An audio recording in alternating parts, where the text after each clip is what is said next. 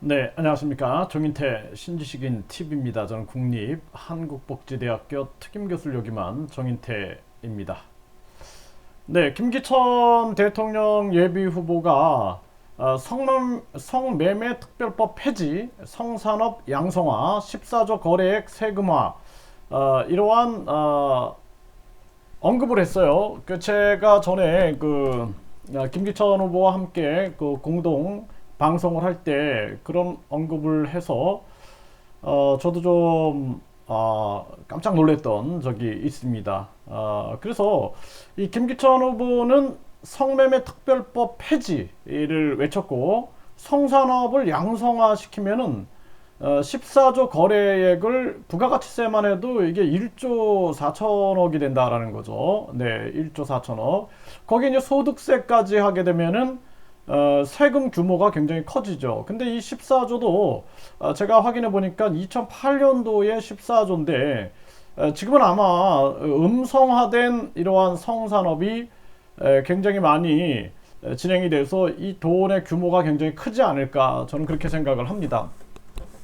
저는 솔직히 말씀드리면은 저도 동의합니다 이거. 네, 그래서 항상 저도 이 정책에 대해서 생각을 하고 있었어요. 네, 생각을 하고 있고 어떤 후보가 이 정책을 들고 나오나 라고 생각을 하고 있었는데 김기천 후보에게 이 말을 듣고 의외였거든요. 그래서 김기천 후보가 핵무기를 개발한다.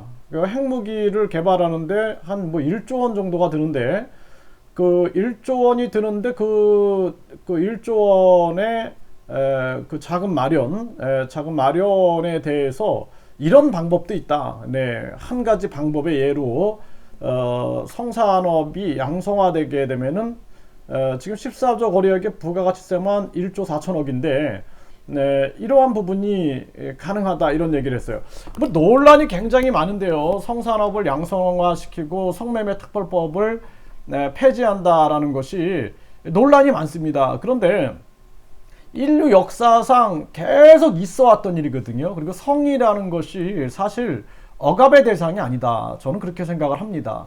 그래서 성이라는 것은 억압의 대상이 아니죠. 네, 그리고 그것을 뭐 감춰야 할 대상도 아니다. 저는 그렇게 생각을 합니다. 그래서 우리나라에 뭔가 좀 금기시돼 왔던 이러한 부분에 대해서 대통령 예비 후보가 이런 발언을 공식적으로 한 것은 굉장히 저는 반가운 발언이었다 이렇게 저는 생각을 했습니다.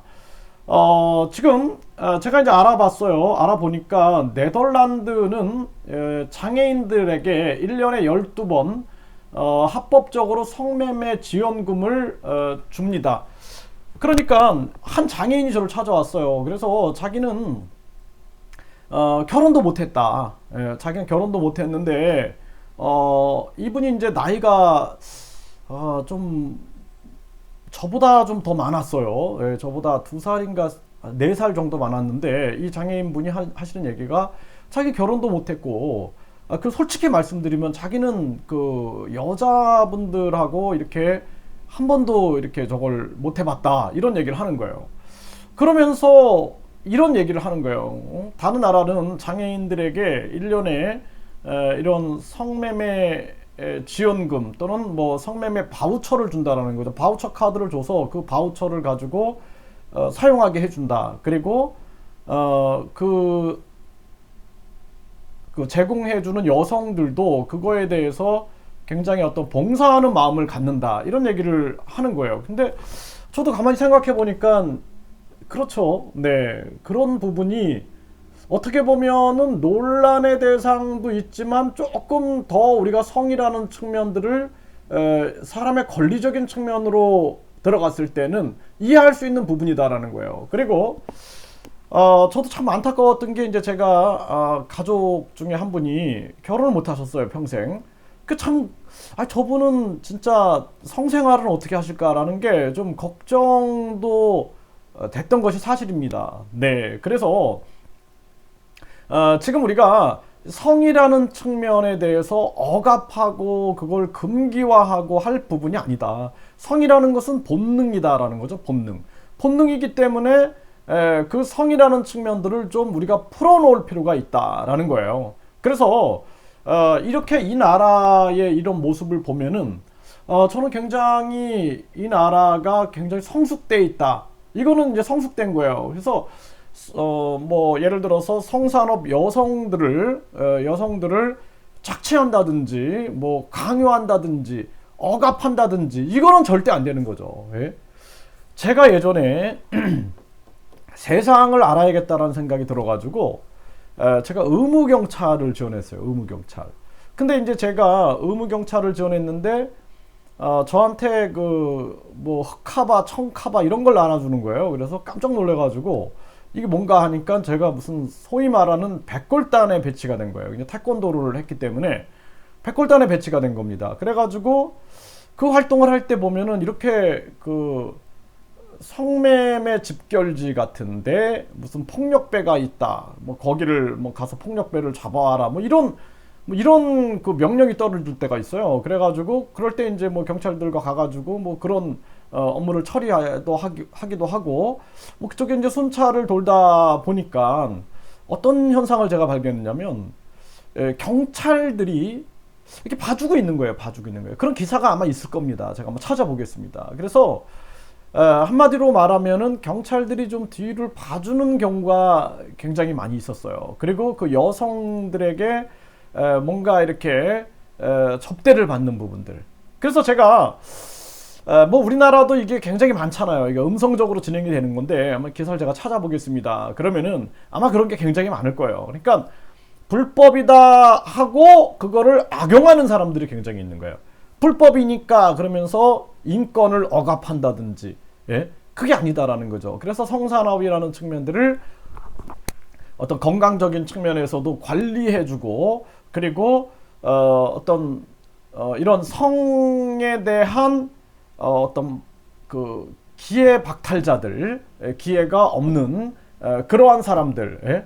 그런 사람들, 아까 말씀드렸던 결혼을 못한 사람들, 또 이렇게 뭐 장애인들, 이럴 때 이 장애인은 당신 결혼 못했으니까 평생 여성과 관계를 하지 마. 또 여성도 마찬가지예요. 여성도 당신 장애인인데 결혼 못했으니까 남성과 성적인 관계를 갖지 마. 한다라면은 그거 자체가 차별이 아닐까라는 생각을 안 할 수가 없죠. 뭐 여러분들 어떻게 생각합니까? 저는 그렇게 생각을 해요. 예, 그래서 이 네덜란드는 이렇게 하고 있는 거죠. 그래서 성매매 합법 국가 네덜란드, 네, 이 충격적일 정도의 새로운 복지를 선보인다 하면서 현지 매체에 따르면 네덜란드는 장애인에게 1년에 12명의 매춘부를 고용할 수 있는 지원금을 주고 있다라는 거예요. 성관계는 인간의 기본적인 인권이다라는 거죠. 네, 그래서 성 문제에 대해 비교적 개방적인 모습을 가지고 있다. 그리고 매춘도 합법이며 장애인의 성에 대해서도 인정하고 있다라는 거예요. 이 때문에 장애인이 원할 때 성적 서비스를 받을 수 있는 전문화된 기관도 있고요. 그리고 네덜란드 정부에서 금전적 지원을 하지 않았으나 앞으로 지원금까지 주는 것으로 바뀌는 셈이다. 네덜란드에서 성 서비스를 제공하는 이들은 성병 등 보건위생 문제를 1년에 3회 정도는 정기적으로 검사를 받고 있는 것으로 알려졌다. 이런 거죠. 성병이나 보건위생 문제를 위해 1년에 3, 4번 정도는 이렇게 전개하는 거죠.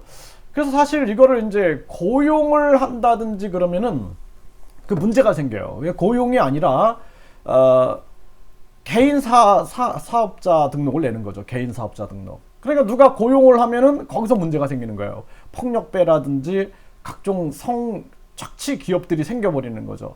그래서 그게 아니라 개인 사업자 등록을 내 가지고 그래서 그걸 양성화 시켜서 그분들의 인권도 보호해주고, 그리고 뿐만 아니라 요즘에는 여성분들도 뭐 남성들이 이렇게 그 서비스하는 술집에 많이 다닌다 이런 기사가 많이 나오더라고요. 네, 그래서 그거를 뭐 남자들도 어떻게 보면 접대부가 있는 뭐 이렇게 술집에 다녀요. 그러니까 여자들도 남자 접대부가 있는 술집에 다닌다. 뭐 이거에 대해서 저는 편견은 없습니다. 편견은 없어요. 예? 편견은 없지만 이제 그런 시대가 돼버린 거죠. 그러니까 이게 뭐 남자나 여자나 뭐 누구 이런 게 아니라 양성의 입장에서 제가 말씀을 드리는 겁니다. 네, 그래서 장애인들에게 1년에 12번 합법적으로 성매매 지원금을 주는 네덜란드, 이 기사를 보고도 저는 김기천 후보의 이 정책이 굉장히 공감이 된다. 이렇게 뭐 저는 예전부터 이런 생각을 하고 있었어요. 그래서 예전부터 야, 이거 우리나라 너무나 성을 억압하는 거 아닌가. 네, 그래서 이게 너무 음성화돼서 거기서 만들어지는 문제가 너무나 크다. 이러한 것들을 항상 인식을 했는데, 대선 후보 김기천 후보가 그 얘기를 공식적으로 하는 걸 보면서 김기천 후보가 굉장히 열려있는 후보구나라는 생각을 했고, 그리고 이제 이 세금 문제에 대해서 제가 좀 살펴보니까 지금 지난해 성산업 거래액이 14조였다. 이게 2008년도 기사예요. 2008년도. 그러니까 지금은 음성적으로 엄청 많을 거다라는 거예요. 이게 부가가치세가 10%잖아요. 그러니까 이게 1조 4천억이다라는 거예요. 1조 4천억. 거기에 이제 소득세까지 포함되게 되면은, 소득세라든지 이런 게 포함되면은 그 세금은 더 늘어나겠죠. 그렇죠? 근데 그 세금을 뭐 국가 안보를 위해서 핵무기 개발에 쓸 수도 있다. 한 부분을 얘기한 거죠. 또는 뭐 다른 부분으로 사용할 수도 있겠죠. 네, 그런 부분을 이야기한 거고요. 헌재에서 성매매 여성들과 성매매 특별법 폐지 시위에 나선 외국인은 누구? 이 외국인이 성매매 특별법을 폐지하라라는, 이게 예전에 굉장히 심각했죠. 이거를 이때 2015년 기사죠. 네, 그리고 성매매 종사자들 헌재에 성매매 특별법 폐지 탄원서를 냈다. 그래서 이분들의 이야기를 들어보면은 착취나 강요가 없는 성매매는 피해자가 없다라는 거예요. 성매매를 엄격히 단속한다고 해서 우리 사회의 도덕적 가치가 향상된다고 말할 수 없는 것이 아니겠냐, 이렇게 반문을 했고요. 개인 대 개인 거래 방식의 음성적 성매매의 경우 종사자가 폭력적인 상황에 놓이고서도 고발조차 할 수 없는 경우가 많아 부작용이 더 크다. 당연하죠. 이런 부분이에요, 바로. 그러니까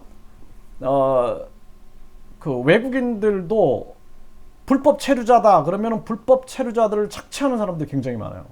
네? 그래서 불법 체류자들이 내가 성폭행을 당했다든지 어떤 범죄 피해를 당했을 경우에는 그 불법 체류로 그 문제로 그들을 뭐 법적 처벌을 한다든지, 그렇지 않고 인도적인 차원에서 그 처벌, 그 피해본 범죄 부분에 대해서만 다뤄주는 그런 법도 있습니다. 그래서 제가 상담하다 보면은 외국인들이 그런 상담을 저한테 많이 해요. 성폭행을 당했는데 제가 불법 체류자인데 어떻게 해야 됩니까? 근데 그거를 경찰에 가서 고소하세요. 제 불법 체류 잡히지 않습니까? 그거는 상관없어요. 그거는 그거는 특례적으로 그거보다도 먼저는 이 성폭행 당한 거를 처벌해 드립니다. 이렇게 제가 얘기를 해도 무서워하는 거죠. 그게 바로 이 암흑 속의 범죄다라는 거예요. 네, 그래서 성매매 특별법, 우리들에게는 부양해야 할 가족이 있습니다. 이런 얘기도 하고 있어요. 그래서 물론 뭐 부양할 가족, 이분들이 뭐 새로운 어떤 직장을 얻어서 할 수 있는 일을 이렇게 열어주면서 자유 선택의 길로 해야죠. 네, 그래서 이제 우리가 평생 교육이라든지 직업 교육을 함께 해주면서 하되 이것을 양성화하는 것이 굉장히 중요하다, 이런 부분이죠. 네, 그래서 성매매 특별법 폐지, 유지 여론 팽팽, 남성 59.4%는 폐지해야 한다라고 본다. 이게 2016년 기사인데요. 아마 지금은 좀 많이 달라지지 않았을까. 이때도 보면은 여기도 2016년 기사인데, 여기도 보면은 37.4%가 유지한다. 그리고 43.2%가 폐지하자. 이런 주장을 했다라는 것입니다. 네, 그래서 저는 김기천 후보의 성매매 특별법 폐지, 성산업 양성화, 14조 거래액의 세금화, 여기에 대해서 적극 공감하고 이 정책에 대해서 저는 동의하는 바입니다.